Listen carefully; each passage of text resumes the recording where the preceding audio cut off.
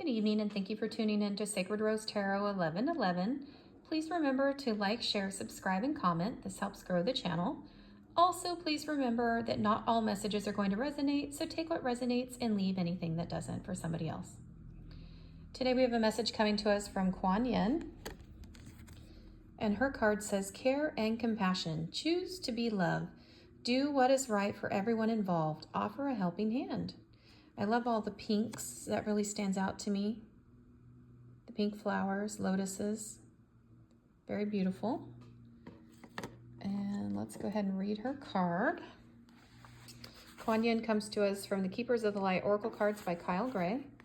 It says here, Quan Yin is a bodhisattva, Buddha-like being, and the goddess of mercy, compassion, and love. Though she's acknowledged in Buddhism and the traditions of China, she goes beyond religion and warms the hearts of all who call on her. She has a strong connection to healing energy, in particular Reiki, and encourages people to offer care, forgiveness, and compassion to themselves and others. Compassion is about recognizing the spirit in others. It's about seeing that they come from the same source as you do. The extended message says, first of all, the Keepers of the Light want to acknowledge all the service and commitment you have offered to others. You are all love. If you are finding it difficult with anyone at the moment, the best way you can move forward is to go beyond wanting to understand why or how they are the way they are. Just move beyond their behavior, mistakes, and challenges. This card brings a message of friendship and care, helping you see that those around you do have the best intentions, even if it doesn't always seem that way. Move into compassion and develop a greater understanding. This will elevate your spirit and connection to love. You know, I really loved the part where it said to be compassionate to yourself as well. That really resonates with me because in the past year, I've been working very hard personally on my personal journey of capturing any negative thoughts, any self-defeating thoughts, any limiting beliefs, capturing those thoughts immediately, so that when in doing so, it requires me to be present. I can't just like be at work and like zone out or whatever, daydream and stuff, which I like to do. But so it's been work for me, and it's been a concerted effort. And so I will capture any negative thoughts, anything that I don't like, and I will immediately say, nope, that is not part of my story, and replace it with something that is part of my story. That's a positive, I guess you could say, the inverse or the opposite of whatever the negative thought was. Let's say, for example, if I was kind of grumpy in the morning or something, and I said, well, I must have just woke up on the wrong side of the bed. Stop, put the brakes on. Houston, we have a problem. Okay, that's not part of my story. I did not wake up on the wrong side of the bed. There is no wrong side of the bed. So that's not part of my story. Instead, I woke up and might be a little bit cranky because perhaps I wanted to sleep in a little bit more, but I have things to do, and therefore I will have a cup of coffee or drink a Red Bull or something, and I will wake up and I will be fine, and I won't be grumpy anymore. It's a choice. You can be grumpy or not, right? You just make a choice. So being conscious in those moments, practicing being present and capturing those thoughts has really been helpful for me. I would encourage you, if that's something you would like your mind space, your internal dialogue to be a little bit more kind and not so hard on you. Like they say, we're always our own worst critics. You know, it's kind of a common saying. We tend to be really hard on ourselves, especially if you have a perfectionist tendencies. Then try it. You know, I would encourage you, try it, give it a shot. All right, the next card out is card 61. 6 plus 1 is 7. 7 to me is an angelic number. So that tells me we're tapping into angelic frequencies, higher frequencies. Whale song resonating. This is so beautiful. Recently, the whale has joined my spirit team, so I'm very excited about that. I'm happy this card came out, and it's absolutely just breathtakingly beautiful. I love all of these colors. And this jellyfish over here almost looks like it has infinity symbol. It's very beautiful. All right, let's see what Whale Song says. Whale Song comes to us from the Shaman String Oracle deck by Alberto Villoldo and Colette Baron Reed. It says, remembering, harmonizing, and resonating. There are moments in life when you have a sense of deja vu, that you've visited this place, these feelings, this person before, and you know that a new opportunity to dance has come round again.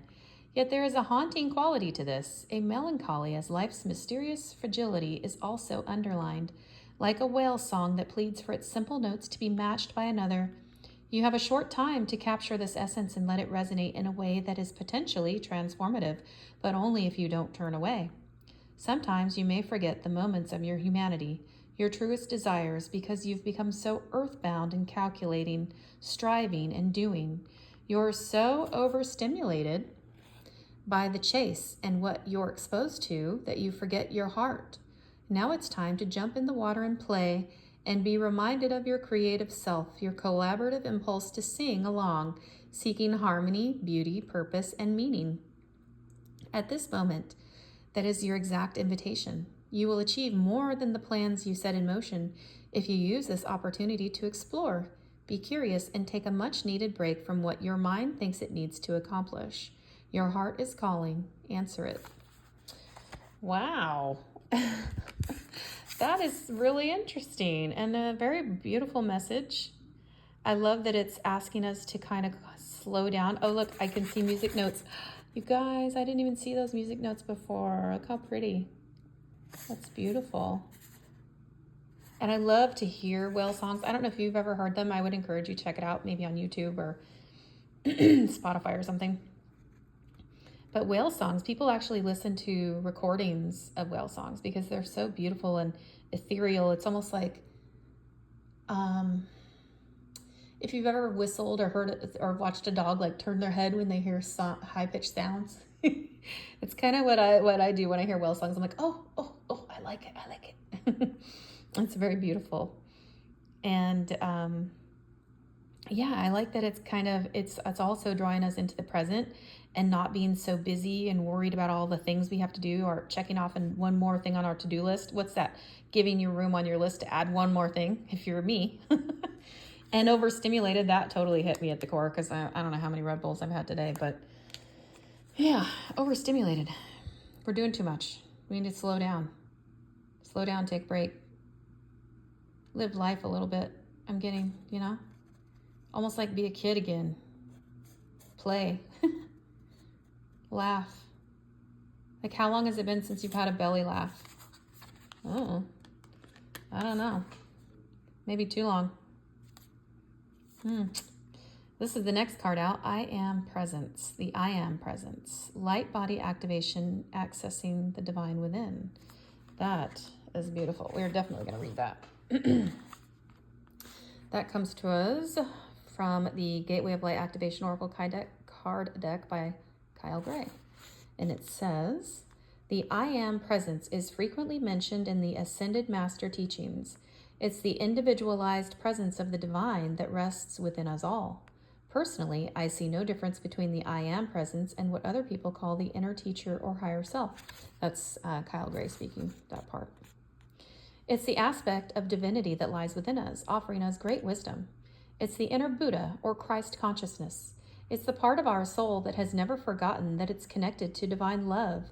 Even when our faith is challenged, there's a part of us that knows there's something out or in there, and it's the I am. This card is the gateway that allows you to reflect upon the fact that this incredible infinite divine being is within you, always aligned with love and always offering wisdom. For a long time, the I am has been dormant, and we have been encouraged to believe we are insignificant and powerless. But the more we connect with the divine, the more we realize that it's resting gently within us. We are the divine expressing itself.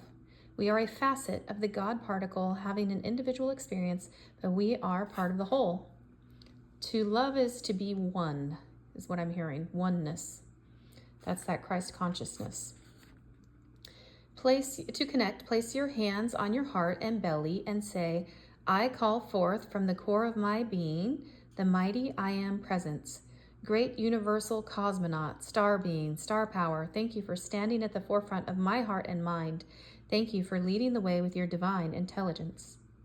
Your message, you are experiencing a great shift, which is helping you understand yourself in ways, just got to switch the page here, that were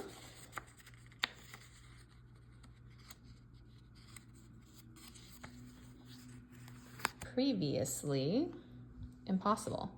This is an exciting time. You are connecting with the highest form of intelligence within you. The body of light within you is growing brighter, and you are becoming aware of how your actions and choices affect the unfolding of your future. The bright light you are expressing itself unapologetically. The bright light you are is expressing itself unapologetically. I love that. And you know, that is really cool because just today, when I was doing my meditations and prayers, I said, I'm not dimming my light anymore. I'm just not going to do it. I've lived too long. I've been on this planet long enough. I've been in this life long enough to know I don't need to dim my light. And it's not going to be everybody's cup of tea, and that's okay. Because for the right ones, it's going to be everything.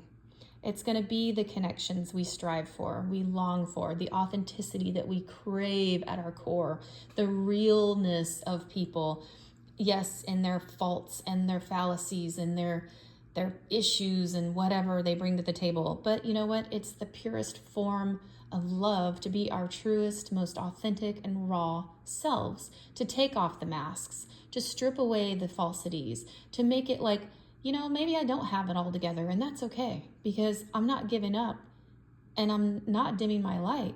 And I'm not going to walk into a room and just because I look better or sharper dressed, or maybe I'm not as sharp or dressed as everybody in the room, I'm still not going to hide down and slink down into my chair and hope nobody saw me enter the room. It's not like that. I'm not doing that. And I hope you guys can resonate with that. Resonate. Boom. Resonating right there. And sing your well song and your creativity. And I'm not saying it to be like, you know, pushy and be like, oh, I'm smarter than that person and start judging and comparing. It's not like that at all. It's us breaking free from the shackles, the labels, the categories, the things that we've done, the things that we've tried to tell ourselves, I'm this way, I'm that way, I'm... Excuse me, I'm gonna get a drink of water.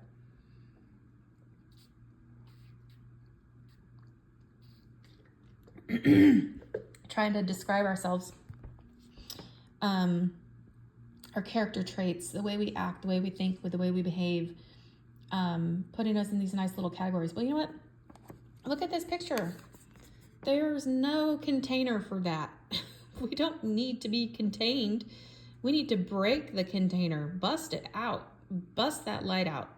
Be your authentic self and let your light shine. Don't hide it for anybody, because the I am presence is longing to be made known within you. All right, guys, I hope this resonated. Love and light. Take care.